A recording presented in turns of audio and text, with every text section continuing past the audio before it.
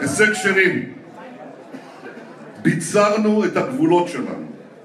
אתם מסתכלים על העולם, ואתם רואים מה קורה למדינות שלא מצליחות לשמור על הגבולות שלהן.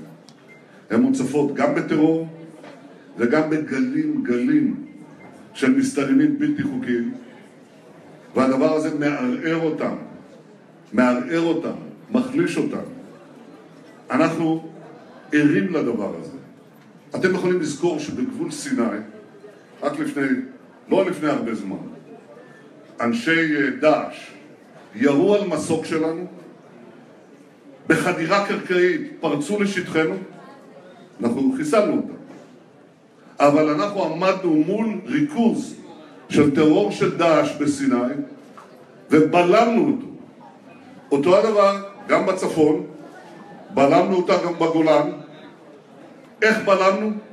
גם בתגובות חזקות שלנו, אבל גם בדבר פשוט, בנינו גדר, גם שם וגם שם, וזה בלם את החדירות לתוך שטחנו, וזה בלם עוד משהו.